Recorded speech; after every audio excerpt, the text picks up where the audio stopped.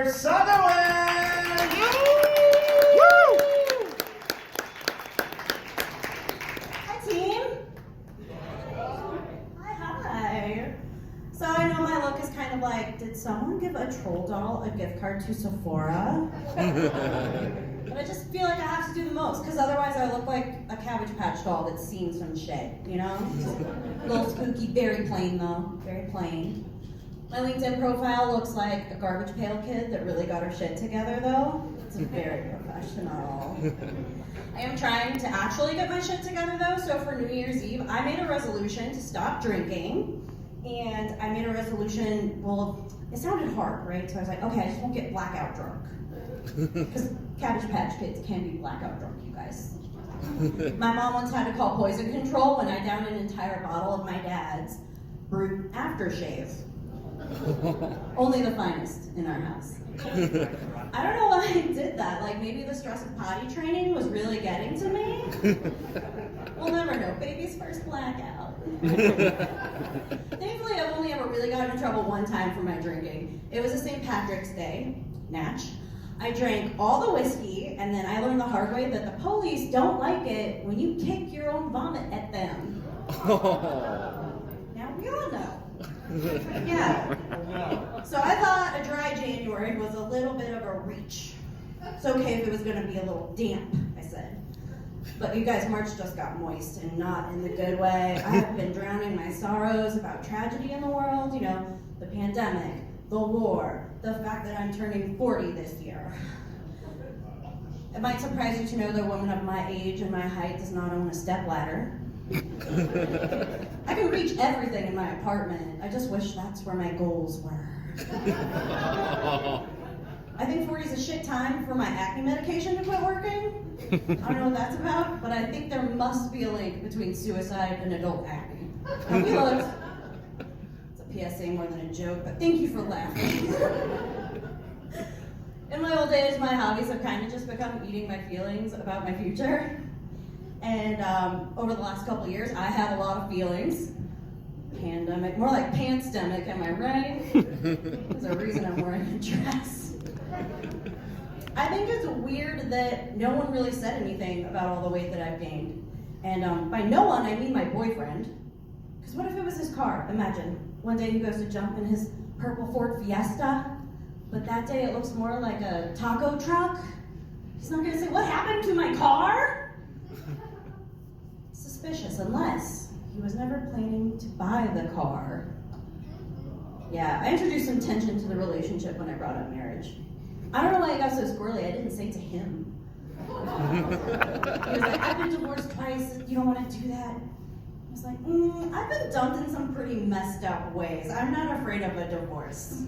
Come through with the lawyer and paperwork, okay? I don't want another text message in the middle of the night that just says, this isn't working out for me. You should get an STD test. Yeah, let's go to court, baby! That is how I felt. Whoever, exactly. So yeah, I guess, I'm just a romantic. I get that from my dad. He had my mom's name tattooed on his arm, and that is Hillbilly for forever. And I want that. Like a long marriage, not a hillbilly, to be clear. But I think about it in weird situations sometimes. Like I was on the bus the other night, and this woman starts screaming at the bus driver, why do we have to make every stop? And at one point, the moonlight comes gleaming through the windshield and off of her wedding ring, and I was like, even this chick is married? There really is someone for everyone else. I honestly would just settle for being secure in my relationship, because as soon as my boyfriend leaves, I'm like a dog with separation anxiety. The door closes and I'm like, are you coming back? Do you even like me? Throw me a bone or I will rip this apartment to shreds! It's not even his fault, it's my ex. Before the pandemic, I went through a really nasty breakup. It was just before Valentine's Day, and I found out that my ex had tried to cheat on me. I did say tried. Yes, you heard me. Right. You heard me. Right. He was out of town, and he took a girl back to his Airbnb, and instead of banging him, she roofied and robbed him. Woo! Stupid guy couldn't even do that right. I know. Looking back, there were signs that I should have ended it sooner. One day he looked me right in the eye and said, dead ass, I could be on American Ninja Warrior. Bruh. So yeah, the breakup was for the best, but at the time I was doing all these jokes about how I felt like the world was ending and the apocalypse was coming. And then the pandemic started. So I would like to apologize to everyone here for putting that kind of energy out into the universe. If you need someone to blame for the pandemic, his name is Daniel Joseph Pavlenko, and he tells lies. Just saying. So then I was out there doing first dates again. Ugh, right? And something I wish guys would talk about more on first dates is whether or not they're on antidepressants.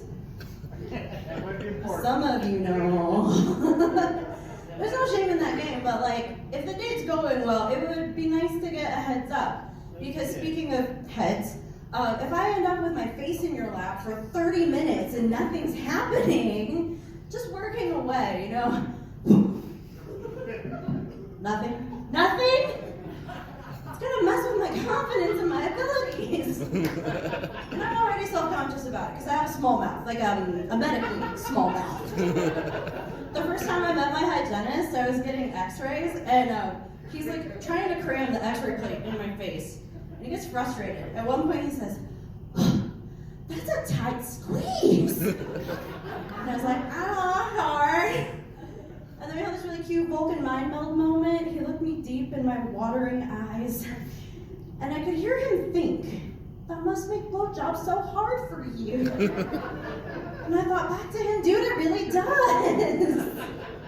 And I didn't imagine it because he says out loud, oh, well, bless your little heart. And I was like, can I get a note that says something like, she's not phoning it in, she has a condition?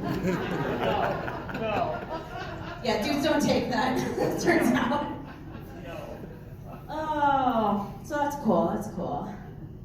It didn't get lit great. I have one last story about first dates. I met this boy on Facebook, and on our first date, we ended up hanging out for 3 days in a row. And on that third day, he said, I love you. Oh, shit. Yeah, I don't care how much you like a rom-com, that is suspicious, no? So on that third day, we were day drinking because COVID times, right? And I took a little whiskey nap, as a lady does. And when I woke up is when he said it. Now in that situation, if you have high self-esteem, you might think, well, I am a catch. But I was like, are you talking to me? And he goes, yeah, you were talking in your sleep and you said I love you and I feel the same. I was like, I said I love you in my sleep. Was I dreaming about tacos again? That would track. He's like, don't worry about it. And he weirdly doubles down and says, well, I am in love with you. You're the most beautiful thing I've ever seen. I guess he really likes dolls. I don't know. So I was like, you have some water. But apparently that was a real dick move because he got super mad, you guys. He screams in my face. Oh, so you're just a lying bitch then? No one calls this bitch a bitch except this bitch.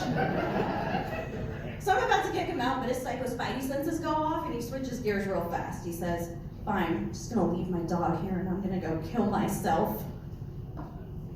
That's love, you guys, according to Jason. So I can't have a tiny orphan dog on my conscience. So I talk him into like settling down, sleeping it off, and taking his dog home. But before he drifts off to sleep, he has the balls to say to me, could you just please not tell anyone about this? And it didn't feel like the right time to remind him that I do stand-up comedy. Because I'm going to tell you guys about this, I'm going to tell you guys about that, I'm going to tell fucking everybody about that until I die. All right, guys, thanks so much for your time. Enjoy the rest of your night.